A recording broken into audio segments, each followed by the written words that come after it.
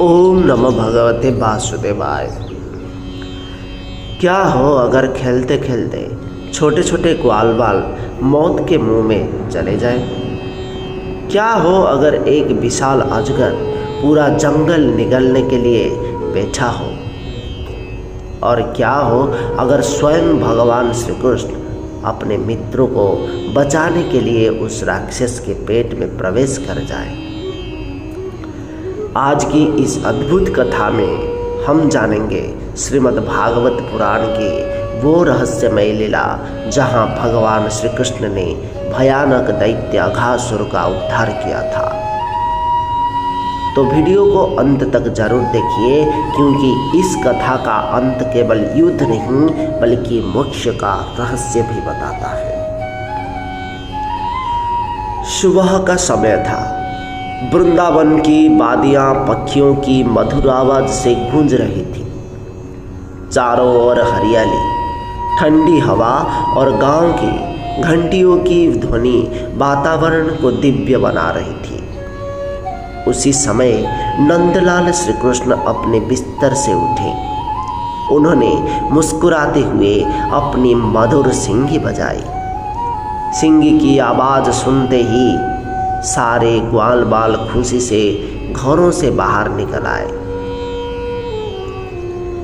किसी के हाथ में बांसुरी थी, किसी के कंधे पर भोजन की पोटली, तो कोई अपने छोटे छोटे बछड़ों को लेकर दौड़ रहा था। सभी श्री कृष्ण के साथ वन की ओर चल पड़े।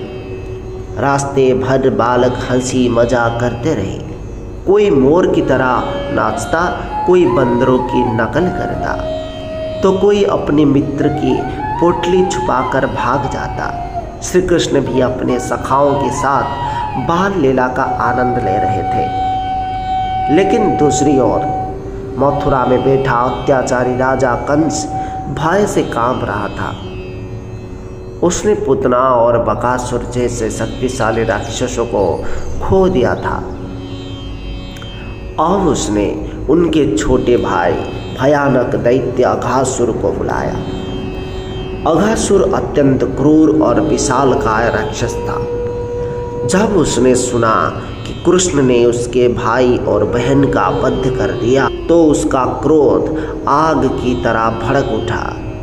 उसने मन ही मन कहा, आज मैं कृष्ण और उसके सभी मित्रों को एक साथ निकल जाऊंगा। इतना कहकर वो वृंदावन की ओर बढ़ चला। कुछ ही समय में अघासुर जंगल में पहुंचा। उसने एक भयानक विशाल अजगर का रूप धारण कर लिया। उसका शरीर कई मील लंबा था।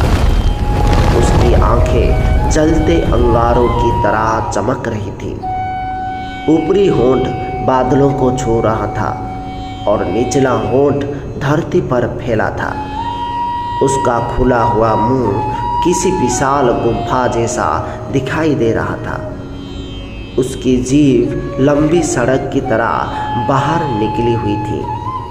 चारों ओर से जहरीली गर्म हवा निकल रही थी। अघासुर रास्ते में ही लेट गया और श्री कृष्ण तथा ग्वाल बालों की प्रतीक्षा करने लगा। थोड़ी देर बाद श्री कृष्ण अपने मित्रों के साथ वहां पहुंचे। ग्वाल बाल उस विशाल गुफा जैसे मुंह को देखकर आश्चर्यचकित रह गए। एक बालक बोला, अरे देखो, ये कैसी अद्भुत गुफा है। दूसरा बोले, नहीं, ये कोई अजगर लगता है। तीसरा हंसते हुए बोला, अगर ये अजगर है भी तो हमारा कृष्ण हमें बचा लेगा। सभी बालक हंसने लगे। भोले भाले ग्वाल बाल तालियां बजाते हुए कृष्ण का नाम लेते हुए उस विशाल अजगर के मुंह में प्रवेश करने लगे। श्री कृष्ण सब समझ चुके थे। वे जानते थे, वो जानते थे कि ये कोई साधारण गुफा नहीं बल्कि अघासुर नामक भयानक दैत्य है।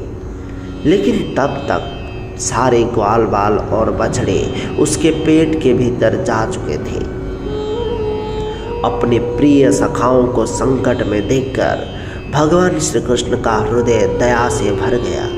उन्होंने निश्चय किया मुझे अपने मित्रों की रक्षा करनी ही होगी। और फिर स्वयं भगवान श्री कृष्ण भी उस विशाल अजगर के मुंह में प्रवेश कर गए। अघासुर मन ही मन प्रसन्न हो रहा था। उसे लगा कि अब कृष्ण भी उसके जाल में फंस चुके हैं। लेकिन अगले ही क्षण एक अद्भुत चमत्कार हुआ। भगवान श्री कृष्ण ने अपने शरीर को धीरे धीरे विशाल बनाना शुरू किया। उनका दिव्य स्वरूप इतना बढ़ गया कि अघासुर का गला पूरी तरह रुक गया। अजगर की आंखें बाहर निकलने लगी। उसका शरीर तड़पने लगा। पूरे जंगल में भयानक गर्जना गूंज उठी। कुछ ही क्षण में अघासुर की सांस रुक गई। उसके प्राण शरीर छोड़कर बाहर निकल गई। तभी उसके शरीर से एक अद्भुत दिव्य ज्योति निकली। देवता आश्चर्य से ये दृश्य देखने लगे। वो दिव्य प्रकाश सीधे भगवान श्री कृष्ण के शरीर में समा गया। अघासुर को मोक्ष प्राप्ति हो गया।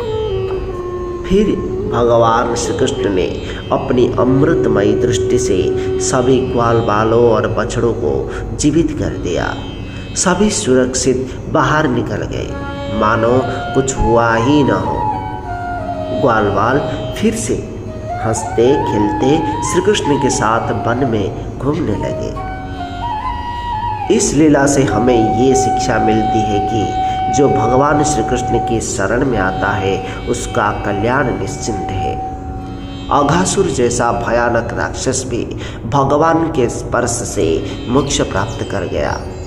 तो जो भक्त प्रेम से भगवान का स्मरण करते हैं उनकी गति कितनी महान होगी। इसलिए कहा गया है भगवान का नाम स्मरण और भक्ति जीवन के हर संकट से रक्षा करती है। अगर आपको श्री कृष्ण की ये दिव्य कथा पसंद आई हो तो वीडियो को लाइक करें, चैनल को सब्सक्राइब करें और कमेंट में लिखें राधे राधे।